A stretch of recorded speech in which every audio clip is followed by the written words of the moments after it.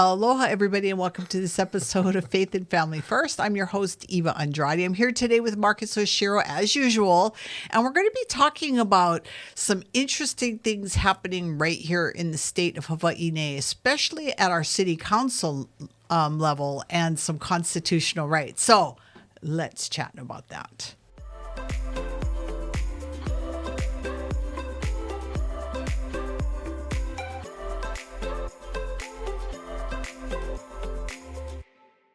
Marcus, welcome back. Welcome back from wherever it is you came from. Sabbatical. From Waihawa. Yeah, all the way from Waihawa. From the long distance of Waihawa. From 8.5 miles away. Yeah, up country. Yeah, God's country, Waihawa. Do you have a constitutional right to travel here? I certainly do. I'm an American citizen and a citizen of the state of Hawaii. Yeah, and we're on church property talking about politics. Yeah, and we're also going to talk about an interesting case pending at the Supreme Court of the United States. Yeah, that actually deals with next time. Yeah, that's next show. It's right here, right? I know. Well, what we'll do is we'll kind of go all over the place to talk just about some of the news that's happening. Yeah, okay. But next week, the next week's show, we're going to dive into two court cases, very interesting court cases. But let's travel. Okay. To the city council, which we don't often talk about city council. Okay. But I want to talk about they advanced a resolution recently, Resolution 25-301, and this is aiming to publicly reaffirm that constitutional rights, including due process and equal protection under the U.S. and Hawaii constitutions, apply to all residents of Honolulu, regardless of immigration status. Now, what's interesting is that sounds great because Hawaii is known for its spirit of aloha and welcoming way back from when it was founded. But when you start talking about immigration, Marcus, what happens? People start coming out and they're angry because they're asking, why do people who are here illegally have any kind of rights at all? Right? So we do want to get to that. But let's start with basics first. This is a resolution. So let's start with that. What is the difference between city council trying to pass an ordinance or a resolution? Okay, so the basic nutshell is that a resolution is expressing the city and county of Honolulu's council members, 9 of them, their position or idea about the matter before them. So in this case, I think it's Resolution 301, urging the affirmation of constitutional rights for all Oahu residents, regardless of immigration or citizenship status. So that would include illegal immigrants. People who are not legally immigrated or legally under the federal system, a right to be here. Yeah. Now, why is this happening? I mean, obviously, for those of us that live and breathe politics, we know why it's happening. But for people that are just tuning in, why now? It's because the current administration, the federal administration, the Trump administration has taken upon itself, since it took office about a year ago, to make it a point and part of its policy that to make a distinction between legal immigrants and illegal immigrants. Legal immigrants are those who went through the process, who are bona fide citizenship rights through a process of vetting, research background checks, etc., per Hawaii state federal law. Others have not gone through that process, therefore they're deemed illegal, not legal, right? So there's two different classes, and that's what I think President Trump is focusing upon, those who are not fully vetted and qualified to be in the United States. So I heard a story, and I'm saying that I've not vetted it, so I don't know that it's true, but this is a story that was shared with me that's happened right here in the state of Hawaii. So there is a woman, she has a family here. She is working for the hotels, one of the hotels, and she was in management, been here for years. Now, she came here illegally a long time ago. Now, when Trump got, and admittedly so, okay, and when Trump got elected the first time, she got a little nervous about, with all of we're going to do the wall and all that. Right. So apparently this individual tried to go and start the process to be legally here Yes. and ran into some issues. So mind you, Biden gets elected and now President Trump gets reelected. Right. Now, what I heard, and again, I have not vetted this story, but if this is true, this is a real life instance of why we should care about this issue. So basically, she was at work one day and I was told that she was taken and shipped back to her home, wherever that was. I didn't ask where it was, Right. but her husband is here and kids are here. And because she was here illegally and did not have the proper paperwork. Now, mind you, she had tried several times to do it. So if that is a true story, which I'm saying honestly that I don't know, if that's a true story, that's horrifying to think that a mother could be ripped from her husband and her children. Someone who's been here for several years, many, many years, is what I was told. I think that's the gist of the problem here, that you might have technically illegal folks living here who have not been properly vetted, certified, verified, bona fide citizenship through the process, who've been living here for years, establish a family, establish a small business, become employees, employers, faithful, good citizens and taxpayers, state of Hawaii, all these years. But because of a change of policy, they are now affected by it. And it can be very disruptive to families. So I think that's one of the interests that people have, like the city council has today, that we need to keep those things in mind. Of course, if these people are the criminal mindset or bringing bad things to the community, use any and all means to take them out of the country. Use this as a tool to protect your citizens of the state, of the nation, if you can use this as a tool to remove those who shouldn't be here, who are doing bad things. This is another tool. Right. And I love that reminder because and all the issues we talk about. So let's pick another issue real quick. Abortion, right?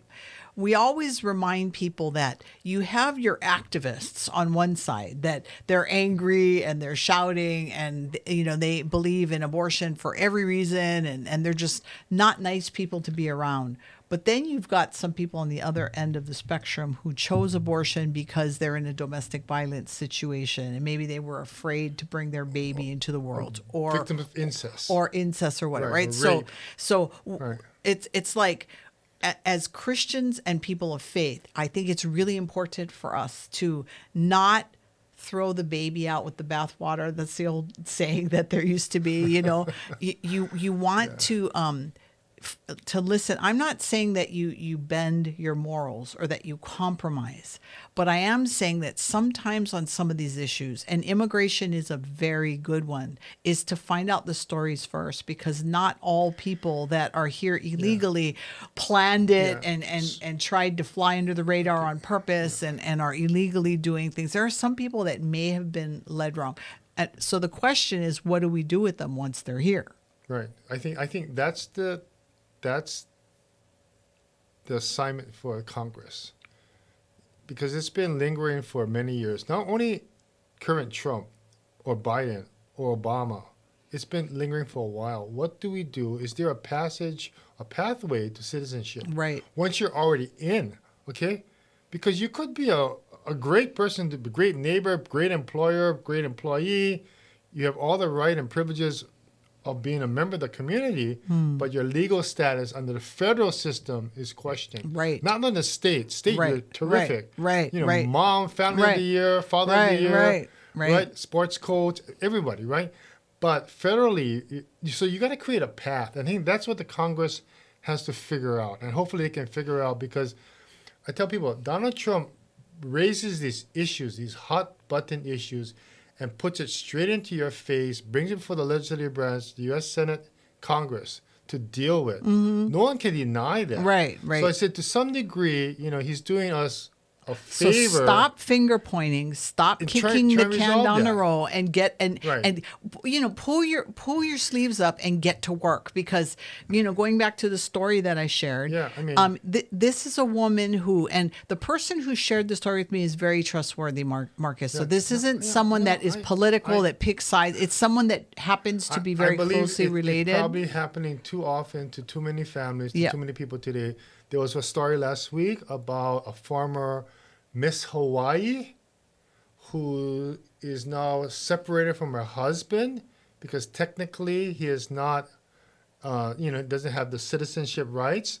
But the sad thing about it is that because of her diminishing eyesight, he was her primary caregiver, taking her to and from places because she can barely see. She's actually legally blind. Wow. But to hear that from someone, of that status, and she's affected. So I think you're right. We need to understand, who these people are. Most importantly, Congress needs to go back in. What do we do with people who are already here already? Right. Can we give them a pass? I mean, almost like, Yeah. and okay, this is going to be like my Portuguese way of thinking it through, but, we do house arrests all the time, right? On other things. So if someone's here illegally, okay, let's call a spade. They're here illegally. Right. Oh, yeah. So they're Right. not Right. legally here, right? Right. So would there be a way that they could be like put on kind of like a house arrest while they go through the process, right? There can be. There can mean, be a half step. That's why I that said sounds horrible, there but can you be know a what I way mean? of, acknowledging that the fact that they're here, they're contributing to society, they haven't gotten a jaywalking ticket Right, or right, parking ticket. right. They pay their taxes. Yeah. They're employed. They're contributing, like Yeah, you said, to right, the community. right. Yeah, because I mean, I lost the couple when I first heard that story about this lady. There was a couple of days there I was horrified because she has little kids, like they're under the age of 10 or whatever, and they already shipped her back, so she's wherever Right. she hasn't been there in so long that Right. she has no relatives there. Right. So she's back over there and she can't come back. They won't let her back until she does whatever the process is. And I hear people on the anti-immigration side that want to just ship everybody back, right? Because they're here illegally and they want a clean house. And again, I mean, it's like I listen to them, I hear it, I don't judge them because it's a horrible problem. And sometimes when, if they hired you to take over a company that was in the red and there were all kind of bad people that worked in that company, you would not come in and go, oh, let's all sit down and just allow. No, you would probably fire half the people there. Yeah, and again, I go back to it. If it's a tool that can be used to extract, to remove bad elements in your community that shouldn't be here under federal law. But what do you do about the good people who are here? Right. Is there a way of accommodating them? Because they're contributing to society. They're leading meaningful, important lives. They're providing services in our hospitals, in our schools, in our churches. And they're much loved and respected. So how do we figure it out? Okay, and I think that's I think what the city council, right, in their resolution, and I think that's what they're trying to express. Is there a way of figuring this thing out? There was. Right. Now, just in case people are following, so the first draft of the resolution actually it included directives to both the mayor's office and the Honolulu Police Department for additional reviews. But it's interesting, but in this current version, they took that out. So those two clauses were removed before they adopted it. I think those are good amendments because the general notion is, number one, the mayor and his administration and the law enforcement side are going to be complying and are complying with federal and state law. And they're giving everyone all the full benefits of due process review, fact-finding, and independent judiciary. Right. Which we expect, right? This is, aren't we America? This is America. I think so, Marcus. Okay, we still I gotta are. be honest. There's a couple of times I'm like, no, we still are. Okay, we're a nation of laws, not of men. Okay, so I think that's important, and I think that's why it was liberty and justice for all. Amen. Amen. Okay. That's really good. Okay, so from your time at the legislature, do you see this more as a symbolic resolution, or do you think that it's a real on the ground vehicle to move forward? I think it's a strong message to the citizens, all citizens of Honolulu County, of the 9 council members and their thinking, their philosophy, their belief, and how they perceive this issue of the federal laws coming down upon the nation, upon the several states in the city and county of Honolulu. Okay, so that you briefly touched on this Yeah. earlier, and I know you have some thoughts on this. So, how does Well- our government officials look at this kind of stuff? I mean, are they gonna follow it? Are they gonna? Well, yeah, I think the expression of the city council is important. The 9, or at least the majority of the 9, have Do already. you think it's going to pass? I think it's going to pass. I think it's going to pass in some form or manner. It's really much ado about nothing, if I can say it, being honest about it, because the laws in place are already being administered. You believe so? I haven't heard anything about it not being administered. Right. You know, there's federal laws, there's state laws, and there's ordinances of the City and County of Honolulu. They're all being in place, and every single appointed elected official takes an oath of office to defend the Constitution of the United States, state of Hawaii, and the ordinances of the City and County of Honolulu. Right. So help me God, or So I do so affirm, right? So I believe that the mayor and the departments, the law enforcement, are all doing their part to make sure that equal protection and due process is for all citizens. Now, so this is just Honolulu, though. Do you think that the neighbor islands will follow suit? Well, we'll wait and see. But again, they're independent bodies. Again, this is like the laboratory of democracy, the several labs within the state of Hawaii as one laboratory. But we have the counties, right? So Hawaii County, Maui County, Right. Molokai, Right. Lanai, Right. and then Kauai, right? So we'll see what those folks want to do. That's it. Okay, so where are we at on the resolution? What's the next steps? And if somebody's listening and they really, really, really want, because most of the people that testified at the hearing were in support of it. And I mentioned to you that when I was looking at the newspaper comments of people that get the advertiser, there was a lot of negative comments. So where are we at now, and how can people plug in? They can plug in by contacting their local council person. Just ring them up, call them on the phone, send them Email. snail mail. Email is fast mail, snail mail is slow mail. Okay, I got to do the plug. If Yeah. you sign up at hawaiifamilyforum.org and you use our voter voice system, you can contact your city officials very easily through our system. You don't even have to know who they are. They go based on your address. So make sure you do that. That's right. That's a great service. It's so easy. It really Easy is. peasy. It's so, man, you don't even have to think. We even give you sample language. During the legislative process, Yeah. like on these city council bills, Yeah. unless we weigh in and take a position. This is easy to do. Yeah, I mean, the bottom line is that our city council reps, they want to hear from you. I know most of them. I've met most of them, and they're really approachable people, and they may not agree with you. If you don't understand nothing, call Augie T. That's all I got to say. Augie can explain anything to you in regular people. You can call the chairperson too, Tommy Waters. You can He's call the chairman. Tommy. He's the You top. can call Tommy. He's the top dog at the council. You can call Andrea Tupola, or any of those guys. Call Matt Meyer. good. Yeah, we could list all 9. They'd all be great. Let's take a little bit of a segue. I don't know if you saw this, but Civil Beat did a very interesting story about how a lot of transgendered individuals are not able to get services here in the state of Hawaii, that they're being denied services. So, of course, there's a big push. They're already working with the legislature for this upcoming legislative session to make sure that they get their gender affirming services and protect the providers that are doing it. Does that sound familiar to you? That sounds something along the lines of a Senate bill that was moved in 2025. I forgot the number of the Senate bill. Was it 1308? It might have been. It was Senate Bill 1. It was the abortion bill, right? Oh, I see. They Yeah. protected the providers Right. And then they wanted to expand that Yes. in 2025 to include the services. But HB 1308, the one you're referring to, 1308, right? yes, that was they were going to do just that, Right. So they're building on what's already and they law. took a time out, Yes. parked it on the They side did. because they were waiting to see.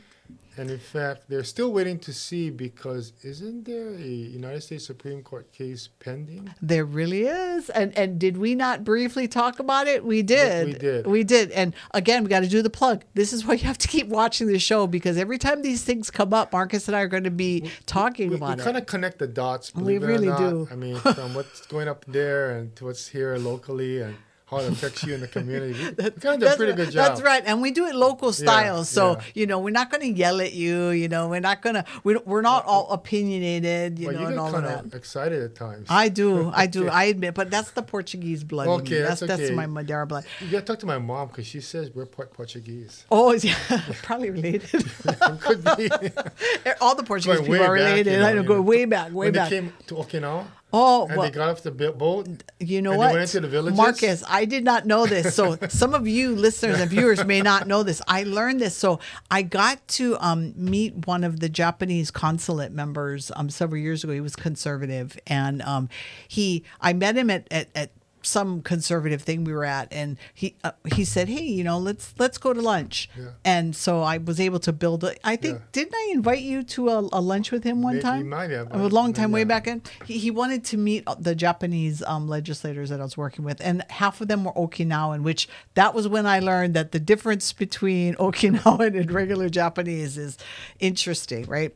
But anyway, I did not know this. He taught me this, that tempura actually came from the Portuguese. That's right. The Portuguese taught them how to deep fry that's right. vegetables. Yeah, that's right. Tempura is not it's from the Portuguese. It was a gift. It's a gift. Malasada. The Okinawan donuts. Yeah, andagi, right? malasada. Oh, you know what I my mean? God. Oh, my God. They got a donut, but Okinawas couldn't figure out the donut, so they ate the hole. They couldn't figure it out. It was like, what is this? Why am I suddenly hungry now? Everybody listening and Sorry. watching is like, oh, my God, I want to go get donuts. Get back on your... But anyway, so